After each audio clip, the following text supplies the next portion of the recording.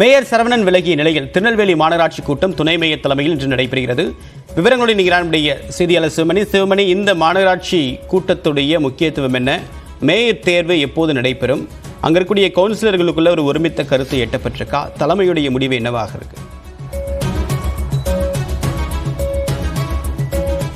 திருநெல்வேலி மாநகராட்சி மேயராக இருந்த சரவணன் கடந்த சில தினங்களுக்கு முன்பு தனது பதவியை ராஜினாமா செய்தார். சொந்த காரணங்களுக்காக ராஜினாமா செய்ததாக கூறப்பட்டாலும் கட்சியினுடைய தலைமை அறிவுறுத்திய நிலையிலேயே அவர் ராஜினாமா செய்ததாக தெரிகிறது. கட்சியில், அதாவது இங்கே திருநெல்வேலியில் இருக்கக்கூடிய திருநெல்வேலி மாநகராட்சியில் 55 உறுப்பினர்கள் இருக்கக்கூடிய நிலையில் திராவிட முன்னேற்ற கழகத்தின் உறுப்பினர்களாக 44 பேர் இருக்கிறார்கள். பெரும்பான்மை உறுப்பினர்களாக இருந்த போதிலும் கூட மேயருக்கும் மாமன்ற உறுப்பினர்களுக்கும் இடையே தொடர்ந்து உட்கட்சி பூசல்ங்கிறது நீடித்து வந்தது. இந்த நிலையில் அவர் ராஜினாமா செய்திருக்கிறார். அதற்கு பிறகாக நடைபெறக்கூடிய முதல் கூட்டம் அப்படிங்கிற நிலையில் இன்றைக்கு இன்னும் சற்று நேரத்தில் கூட்டம் துவங்க இருக்கிறது.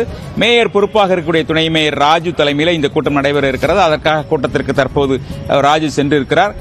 பெரும்பான்மை உறுப்பினர்கள் இன்றைக்கு அவைக்கு வருவார்கள் என எதிர்பார்க்கப்படுகிறது. ஒவ்வொரு கவுன்சிலர்களாக வந்து கொண்டிருக்கிறார்கள். இந்த நிலையில் ஏற்கனவே 28ஆம் தேதி ஒத்திவைக்கப்பட்ட அந்த கூட்டம் மக்கள், அதாவது மாமன்ற உறுப்பினர்கள் வராதல ஒத்திவைக்கப்பட்ட கூட்டத்தில் வந்து 102 சாதாரண தீர்மானங்களும், சாதாரண கூட்ட தீர்மானங்களும், 28 அவசர கூட்ட தீர்மானங்கள், 130 தீர்மானங்கள் நிறைவேற்றப்படாமல் இருந்தது. அந்த தீர்மானங்கள் இன்று மீண்டுமாக கொண்டு வரப்படுகிறது. அன்று வந்து அவர்கள் மாமன்ற உறுப்பினர்கள் அந்த மக்களுக்கு தேவையான திட்டங்கள் இந்த தீர்மானத்தில் இடம்பெறவில்லை என கூறி அவர்கள் புறக்கணித்தார்கள். இன்று அவர்கள் எவ்வாறு செயல்படுவார்கள் அப்படிங்கிறது கொஞ்ச நேரத்தில் சற்று நேரம் பொறுத்திருந்து பார்க்கலாம். இந்த நிலையில் முழுமையாக 130 தீர்மானங்களையும் முழுமையாக அவர்கள் பாஸ் பண்ணுவதற்கான வாய்ப்புகள் அதிகமாக இருப்பதாகவே தெரிய வருகிறது. இது தொடர்பாக அவர்களிடம் ஏற்கனவே பேச்சுவார்த்தை நடத்தப்பட்டு விட்டதாகவும் கூறப்படுகிறது. இன்னும் சற்று நேரத்தில் இந்த கூட்டம் துவங்க இருக்கிறது.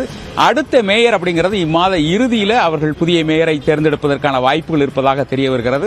பல்வேறு தரப்பினர், ஏற்கனவே அதிகம் வாழக்கூடிய சமூகம் சார்ந்த மக்கள், அதோடு மட்டுமல்லாமல் ஏராளமானவர்கள் தலைமையிடம் இந்த மேயர் பதவிக்காக முட்டி மோதக்கூடிய நிலையில் தொடர்ந்து துணை மேயரும் மேயர் பதவிக்காக தொடர்ந்து போராடி வருகிறார். இந்த நிலையில தான் துணை மேயர் பொறுப்பாக இருக்கக்கூடிய ராஜு தலைமையில் இன்றைக்கு கூட்டம் துவங்க இருக்கிறது.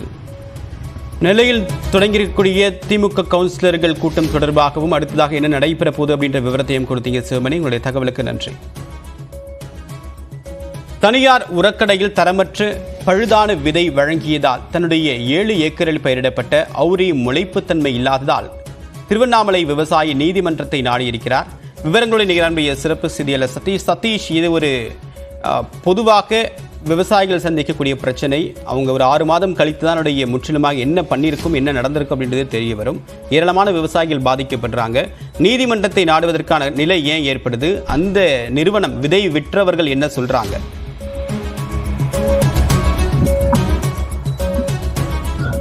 கட்டாயமாக தேவபிரன், திருவண்ணாமலை மாவட்டம் ஒரு விவசாய நிறைந்த மாவட்டம். டெல்டாவுக்கு அடுத்தபடியாக நெல் உற்பத்தியில் 2ஆம் இடம் இருக்கக்கூடிய மாவட்டம். அதே போன்று மணிலா உற்பத்தியில் தமிழகத்தில் முதலிடம் இருக்கக்கூடிய இந்த மாவட்டத்தை வந்து தமிழக அரசும் வேளாண் துறை அதிகாரிகளை மாற்றாந்தாய் மனப்போக்கோடு தான் பாக்குறாங்க.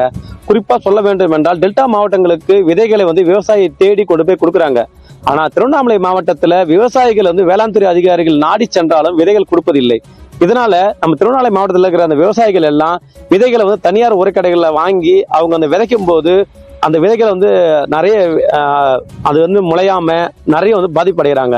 குறிப்பா ஒரு பானை சோத்துக்கு ஒரு சோர் பதம் என்று சொல்லுவதற்கு இணங்க நம்ம அந்த காஞ்சி ஆலத்தூரை சேர்ந்த இந்த விவசாயி வெங்கடேசன் என்பவர் தனியார் உரக்கடையில அரசாங்கம் அந்த விதை இல்லாததால அந்த அவுரி விதை, இயற்கை விவசாயத்தை நம்பி விவசாயம் செய்யக்கூடிய அவர் அவுரி விதையை தனியார்கிட்ட வாங்கி அது கிட்டத்தட்ட அது முளைக்கப்படாமல் 6 மாத காலம் ரொம்ப கஷ்டப்பட்டு அவர் அந்த தனியார் உரைக்கடை நிர்வாகங்கள் அவரை அணுகி கேட்கும்போது சரியான பதில் சொல்லாதால அவர் நீதிமன்றத்தை நாடக்கூடிய அந்த நிலைமை இருக்கு. அவர் நம்முடைய இருக்கிற அவர்கிட்ட கேட்போம். ஐயா வணக்கங்க. ஐயா வணக்கம். நீங்க தனியார் உரக்கடையில உரங்களை வாங்கி விதைச்சிருக்கீங்க, அது முளையாம போயிட்டு நீங்க எந்த அளவுக்கு பாதிக்கப்பட்டிருக்கீங்க சொல்லுங்க. நான் திருவண்ணாமலை மாவட்டம் செங்கமட்டம் புதுப்பாளையம் ஒன்றியம் ஆலத்தூர் கிராமத்தை சேர்ந்த வேடிப்புடையார் மகன் வெங்கடேசன். நான் விவசாயி. நான் அவுரி விதை 7 ஏக்கரில் அவுரி விதை விதைத்தேன். விதைத்து 75 நாட்களாகியும் முளைப்பு திறன் இல்லாததால் சரிவர முளைக்கவில்லை. இதனால் பெரிதும் இந்த அவுரி விதை முளைத்திருந்தால் 1 வருடத்திற்கு தேவையான தழை சத்து, சாம்பல் சத்து, மணி சத்து தேவையான உரம் கிடைத்திருக்கும். ஆனால் இந்த அவுரி விதை முளைக்காததால் எனக்கு எனக்கு பெருத்த நஷ்டமாகிவிட்டது. ஸோ பயிரும் வைக்கல, நெல் பயிரும் வைக்கல, இதை நம்பி அவரையும் முளைக்கல. அதனால் நான் கன்சியூமர் கோர்ட்டுக்கு போக வேண்டிய சூழ்நிலை ஏற்பட்டு போச்சு. ஆனால் இந்த விதையால்